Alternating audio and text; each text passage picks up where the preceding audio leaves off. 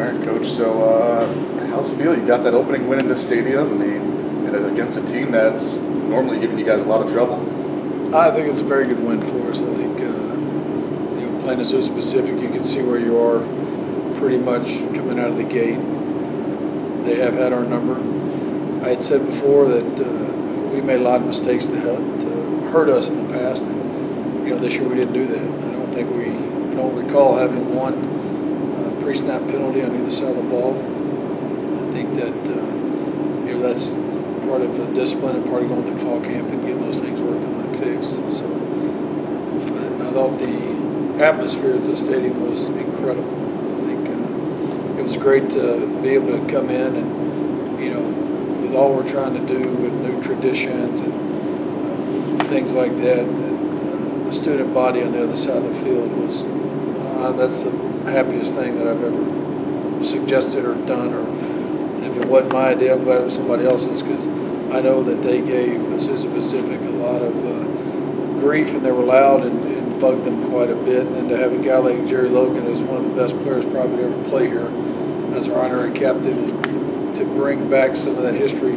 He played in the first game at Kimbrough and was able to come back and be a part of the first game here. So that's exciting for us. And then we finished it off right. We started off well, then hit a lull on offense, but our defense was solid, giving up field goals instead of touchdowns. And I think that's the bend but don't break type of mentality that we have. And it was just a matter of time before I thought our offense could get rolling. And once we hit stride, momentum is on our side. We just kept going. So it turned out to be a very fun night. They still have the Buffalo coin now? They still are doing the Buffalo coin. Okay. They bury it or not bury it? Buried or not buried. So the Buffalo nickel. Yeah. The win obviously is nice. What's the biggest thing you can build on? The biggest building block you think is in place after this game? Well, I think there's a lot of mistakes that we made that we need to solidify and get fixed. Number one is in the punt game. We didn't execute the way we had executed in practice, and that hurt us and put us in some bad situations. I think that you look at third downs and why we didn't make third downs, we gave up some third downs on defense. So although we were better in both categories than we had been in the past, I thought that we're still got to, if we're going to continue to grow and continue to move forward, we have to get those things fixed. What did you think about Nick Gerber's performance?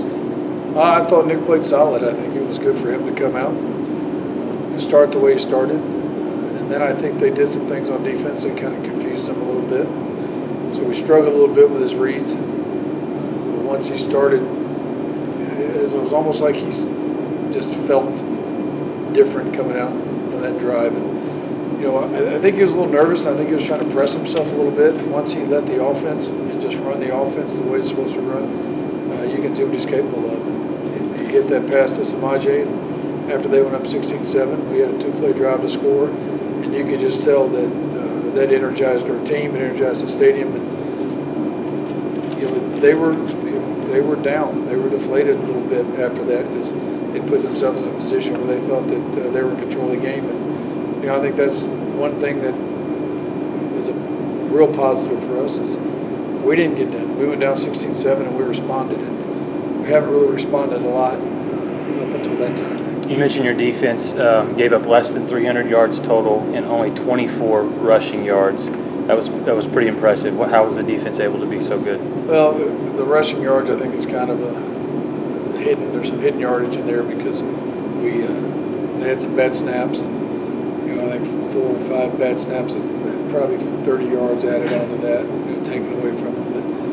But our goal was to stop the run because they kind of run it down our throats last year. Our defensive line and front seven really did a heck of a job of controlling it and reading what they were doing and seeing what they were doing and reacting to it. Safeties got involved, and I think they threw the ball better than I thought they would. But just one of those things that we stopped the run and make them throw the ball. I think we got a good chance to win. When you brought Jake in, Brown, one thing we noticed immediately was tempo, and then we noticed the ball going to Jordan Johnson. Was that two things that it was kind of you were wanting to see? Well, this is completely out of character for me because at the first half I went to them and said, hey, you scored a touchdown going up tempo in the first drive, and I didn't see it again. I said, if you want to score, why don't you go a little faster? And that is something I never, ever say. And but that's kind of who we are. And, I think we handcuffed ourselves a little bit. We got off such a good start, and I don't know if our players thought, hey, maybe this is going to be easier. But the college game is not easy, and those ebbs and flows hit you. So I thought that really helped us in this game, particularly because I think it wore Azusa Pacific out. So, and Jordan Johnson, I mean, part of it is to get the ball in the hands of our playmakers. And if you just watch Jordan, he drags people, he runs people over, he can do anything. He can block, he can run, he can catch, and he's kind of a beast to get down on the ground, and he gives us energy. You mentioned the crowd, the energy. The fourth quarter, I had a lot of fans tell me after the game how much fun the fourth quarter was. 21 points. How fun was it down on the sideline? Fourth quarter. It was another day in the park. Yeah, you looked like you were having a lot more fun. Well, I am having fun, and I'm having fun because this team allows me to do that. I'm a different type of coach right now because I have a lot of faith and trust in those players, and I don't worry about the things that we had to worry about when we started this program and getting it up here. And I'm enjoying myself, and I think the players like to see that. And I don't want to be on game day, especially. I was very. My mom and dad were like, I didn't even see you talk to the rest of it twice. And I'm like, well, I had to on those two occasions. But it is one now where, the culture of this program is set, and the players are running the program right now. I don't have to worry about discipline or getting on about little things. The older guys take care of that for the younger guys, and that's going to continue to carry on. And when you don't have to worry about the little things, then you can allow yourself to have fun. And I want them to go out there and have fun on game day, so why yell at them? I mean, I'm only going to get on them for attitude and effort. That's all I care about, is make sure that they are, have the right attitude and they're giving the effort, and I'll get on them if I don't think they are. But it was fun, and especially when you get on a roll like that, you should enjoy that. Winning a football game is hard, and when you're capable and able to win one, then you need to celebrate it. Duke Carter, he had 5 carries for 12 yards. It's kind of like an unusually low total. What happened there? Was there something just the game plan just kind of veered away from that? It just started to hit where, Brandon Blair had a hot hand, and then we gave Prince a shot. We knew we were going to play all up, and Prince was running the ball hard, and it never got back into Duke's hand. But that's going to change this week. Duke's going to get more carries and be more involved in our offense. But you got to play the hot hand when it's hot for you. So We called the punter's number. Did the punter call his own number on the fake? that was I give him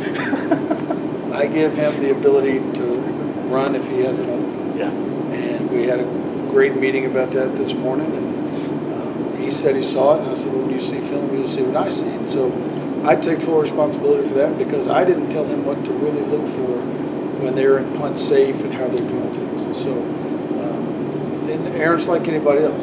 He wants to make a play, and he thinks he's going to make a play, he'll do it. Yeah. Again, I gave him the green light. I should have told him that time to punt it because he did not see the formation they were in. Yeah. That would have made that a smarter play to run. And on 4th and 1, everybody thinks we're going to take it. Oh, yeah. So he's young. It's his first game. Oh. So, he just wanted to make a play. That's good. No, that's I will take that because that's on me for not preparing to see it. What did you say to him afterwards? Because he didn't, I think he saw somebody who flinched. I told him that he had to cut inside. Plant your foot in the ground and cut inside. I said, y'all want kickers to be athletes, be an athlete. Plant that foot and go. So. I want to go back to the up-tempo stuff. I felt like every single time you guys got a first down, you went even faster trying to get off that neck. Why is that so important? Well, it's to keep them from getting anybody in substitutions in. So when you get a team tired and get them, a little worn out, you want to make sure they have to put their hand on the ground and snap it again. Part of that is if we see them substitute, we're going to snap the ball and try to get a cheap 5 yards on it. So it kind of holds them up. I noticed the first drive, I believe they called a timeout pretty quickly, and that's kind of what we want to do. We want to get them where they're scrambling a little bit. It helps our defense to practice against it because now our defense is already prepared for those situations if anybody does it to us. But that's the two things: to wear them out and then try to get some cheap penalties on it. William Jewell. What do you know about William Jewell, your next opponent? You know, they're our first time to go out there and play them. I've never been out there before. Seeing the film that I've seen, they're kind of on the same path with the coach that we were on 3 years ago, trying to change the culture and develop something. Historically, they have had their issues, but they won last week, and they looked in the film that I've seen from the film we got from last year. This year's film from last week is they're just different. They're coached differently. They're more disciplined. They do things better. They're more sound. And, so I think they're on the right track. And shoot, it's any Saturday anything can happen. I do have a question for you. Finally, a legitimate question. No, that's not what I meant. That's not what I meant. No, not that. I didn't mean like that. I meant about the LSC. You know, two FCS wins over the weekend. You guys do what you do. You go 7-2 as a conference. This thing's loaded. It's just the strength of this conference for Tarleton State. Congratulations, Coach Wood and his team for going and beating Stephen F. Austin, and Coach Maskell at Midwestern State MSU Texas. Yeah, the MSU Texas. And beat Northwestern. And those are two huge wins for our conference. And, it just shows that you could come out of this conference and get to the NCAA playoffs, and you got a legitimate shot to win a national championship because of the type of competition you play right now. It's a gauntlet to get through there, and if you can come out of there healthy and ahead, then you've got a heck of a shot.